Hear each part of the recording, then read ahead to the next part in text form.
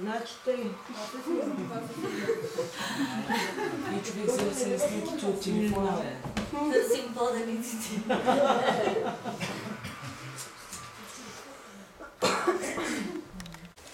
И така, след като си видяхте, да изслушаме прогнозата за времето през лятната ваканция. Времето през лятната ваканция ще бъде предимно щастливо и безгрижно. И на вашата улица ще изгреят в продължение на няколко месеца усмивките на вашите деца. През цялата ваканция времето ще бъде подходящо за игри, екскурзии, морета и купони. Атмосферното налягане ще бъде без промени, за разлика от кръвното налягане на родителите, при което се очакват резки промени около 15 септември.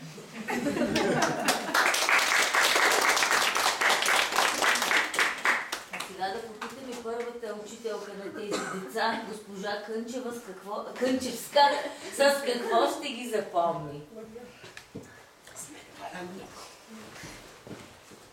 Ще запомня тези деца с най-добри чувства. Бяха много добри в начален курс, много се учиха, всички ме слушаха, изпълняваха каквото им казвам. Родителите също бяха едни добри родители, загрижени за децата си, помагаха ми в учебната работа. И на всички пожелавам много здраве, много успехи и щастливо бъдеще, да се реализират мечтите им на добър час и по пътен вятър, мили ученици.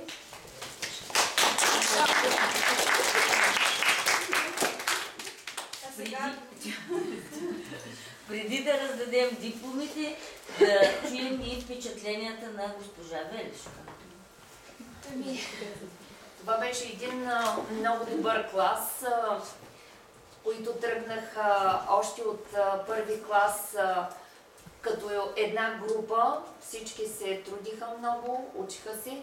Родителите бяха изключително всеотдайни и отговорни, за което им благодарим. И за това, че те винаги ни подкрепяха и ни помагаха в моменти, в които и ние, учителите, може би не можем да се справим. Пожелавам на децата едно безгрижно, много весело, много щастливо лято.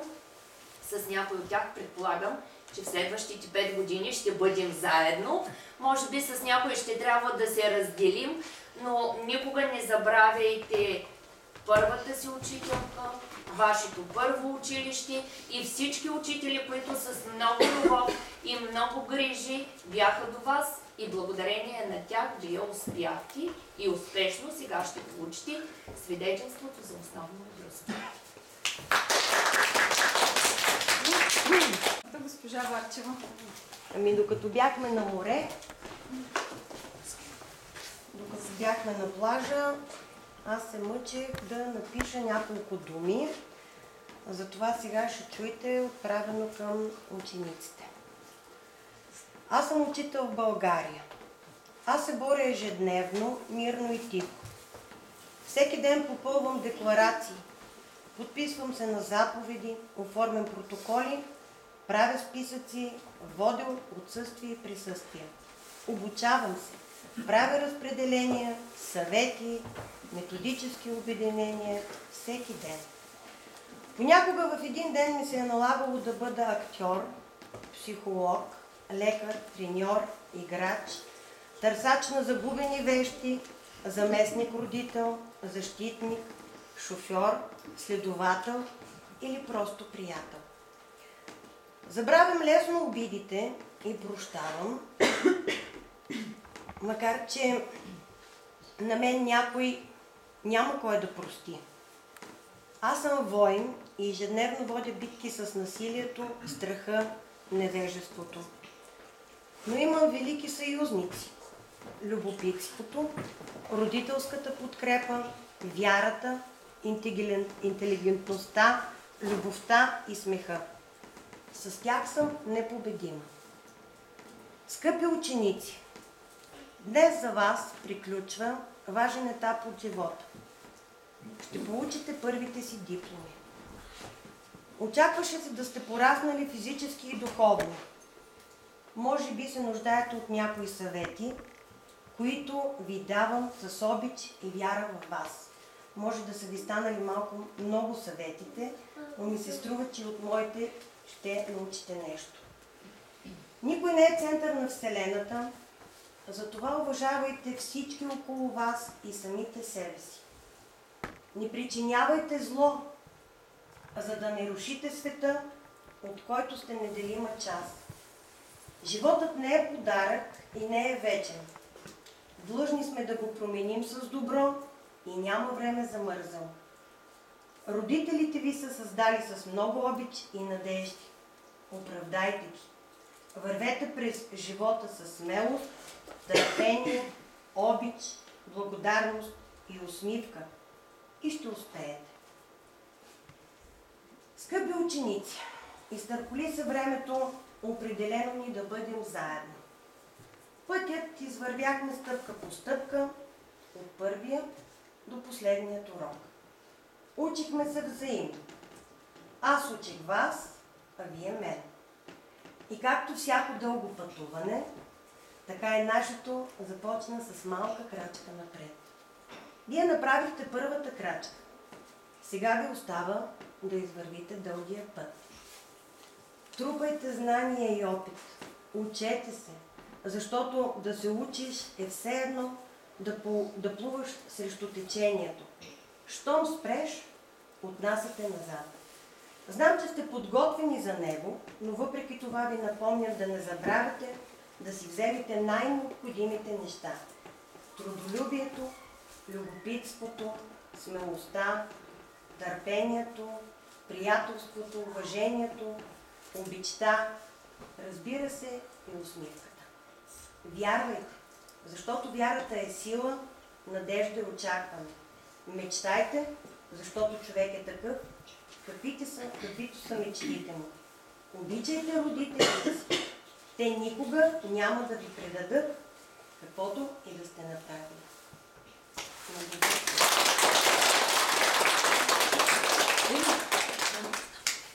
На дипломи.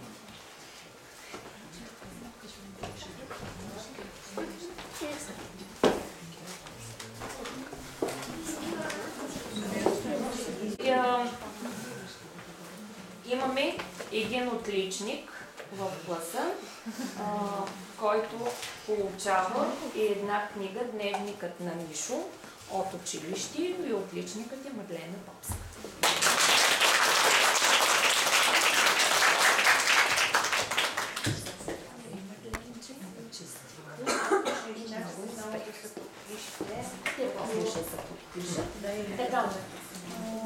Моника Чонова много мъничко ни достигна за отличен успех, но не е важен успеха, важно е да сте живи и здрави и че имате знания. Заповядайте.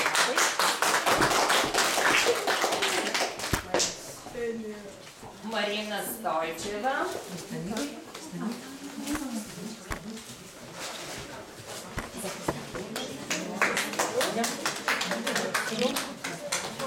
Деси Стефанова.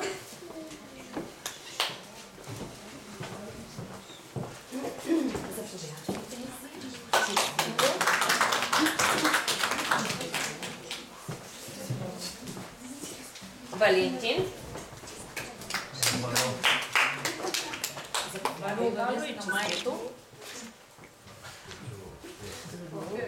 Людмил.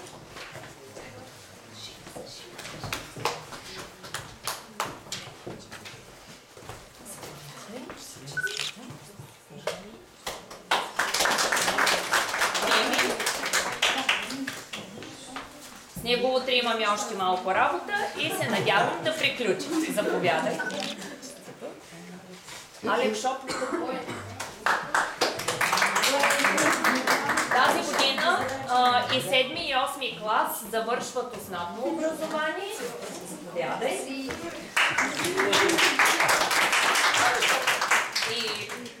И искам да напомня, че трябва от утре до четвъртък да подадете заявление и да кандидатствате, без значение кой къде мисли да кандидатства, дори които ще си останат при нас и ще продължат пътуването с госпожа Варчева, тъй като тя ще продължи да бъде клас на 8 клас.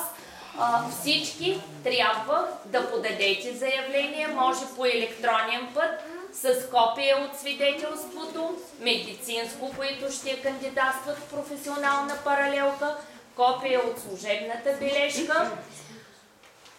Тези, които няма да подават документи по електронен път, отиват в Иван Хаджийски. От 8 до 18 часа има комисия, която приема документи.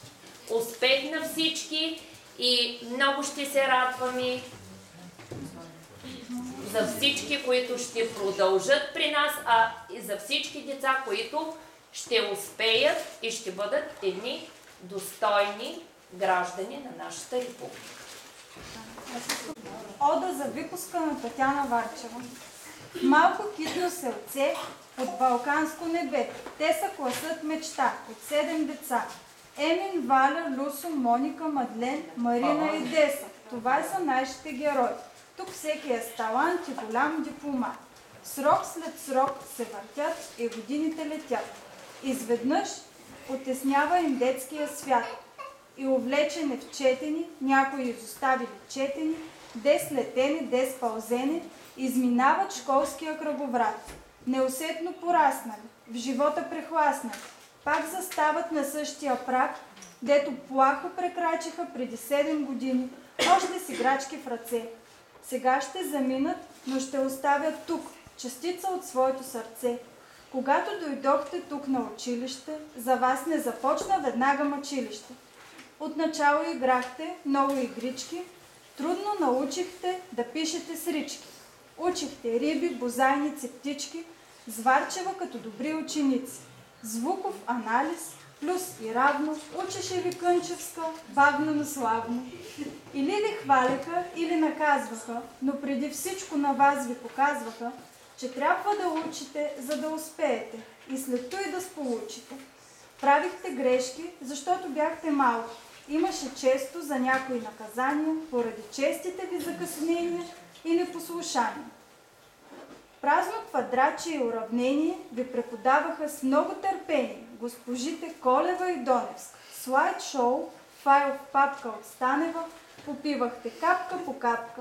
Симеон тук царувал, Борис пък мъдрувал, Ахелойска битка и Цветков ви досажда и много информация насажда. Слънце, планети и електричество учихте вие в голямо количество. Сили на триене, валежи, магнити, Доневска ви направи упорити. Ботев и Вазов, Странджата, Македонски, Байгани. Малко измъчихте вашите родители, много изнервихте вашите учители. Учихте вие много старателно, сбор умаляемо, глагол прилагателно. Това е написала госпожа Динкова специално за вашия клас. Молим всички деца да дойдат да се подпишат, че са получили свидетелства. Преди това аз искам да изкажа голяма благодарност на госпожа Динкова, на госпожа Петрова, които помогнаха за всичко това, което видяхте, тъй като аз бях ангажирана с други неща и наистина много ви благодаря. Браво!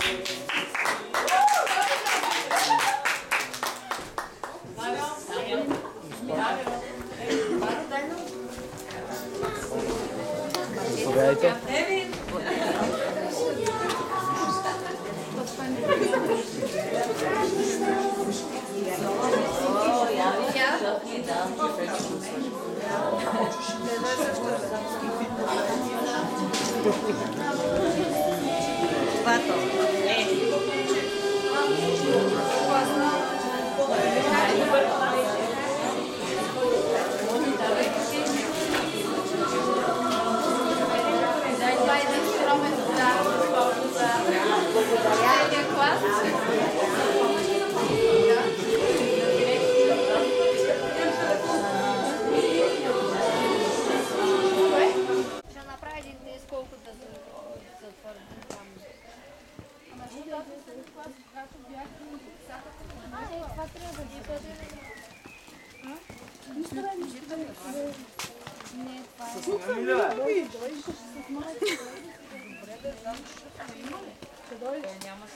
Ти дискове ще правиш ли от това?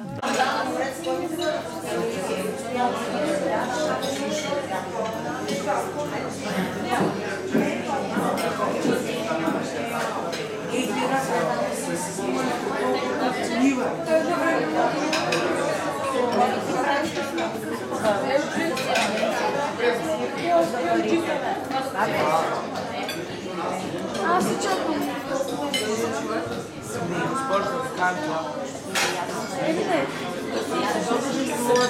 Хладник нищо.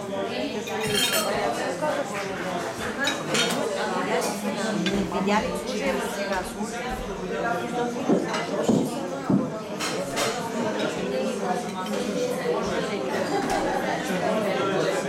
Приключвам